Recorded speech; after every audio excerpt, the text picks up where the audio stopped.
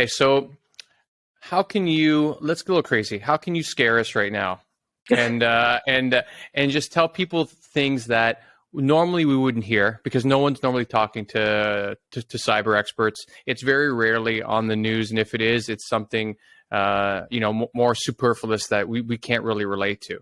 So, is there anything that now with all again with the geopolitical situations everywhere, is there anything that you could tell people that would really shock them to be like that we should be more aware of these things in our daily lives and where it might be headed?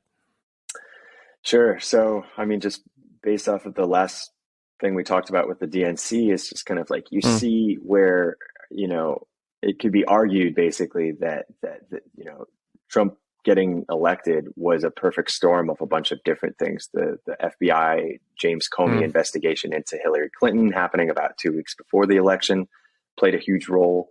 There were a whole bunch of little factors that kind of added up to this. But if you removed one of them, including some of the DNC hacking, I think there's a very good chance that Trump may not have won the election. So, wow. and again, I'm pretty apolitical for my job. Like I try not to really take sides on purpose because that's where that's how to be good at your job essentially when you work in the intelligence space.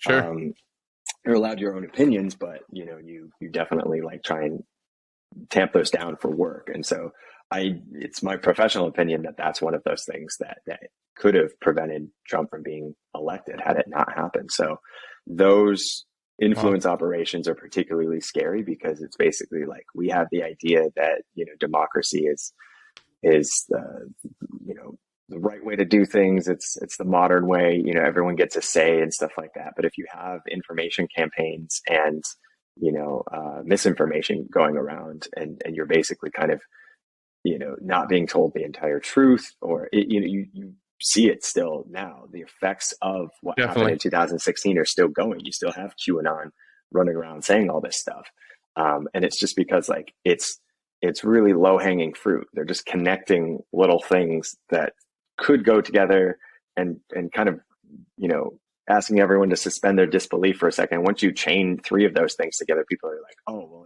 it must be the truth. And it's like, Right. that's how those operations build and create long-term fractures in a country like the US or any other democratic institution. And so Russia is really good at that because they've had this misinformation, hybrid warfare playbook since the 80s.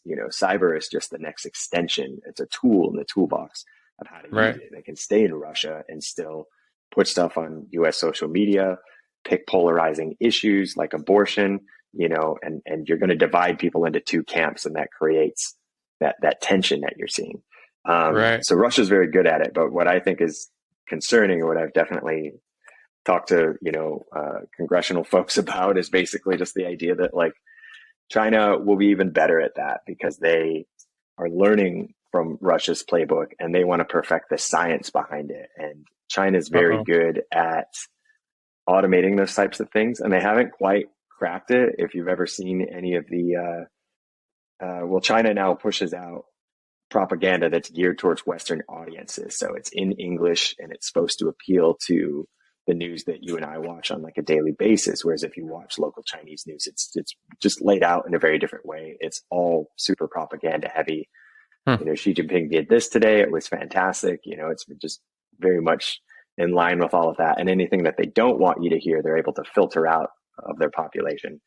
Right. But the larger consequences are basically like they have the biggest testing ground in the world because it's what 1.6, 1.7 billion people that are kind of in their own little bubble that they are able to experiment with controlling. And so COVID actually has presented a great opportunity to kind of work this. What they do now is, there's a certain amount of internet and information that's going out when there's a lockdown to prevent people from panicking or to direct their anger towards maybe something else if it's not the Communist Party.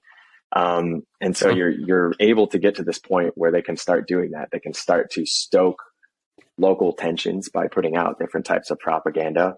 And so only a small percentage of your population is going to have the smarts and the money and the means to hop the Great Firewall and try and figure out maybe what the real story is. But the majority of folks are just going to believe what's being fed to them, and they could just say, yeah, tomorrow, Taiwan did this and it's terrible and everyone should hate Taiwan, and you could start over a few weeks and months really building up that sentiment. And so that people are getting progressively more nationalist.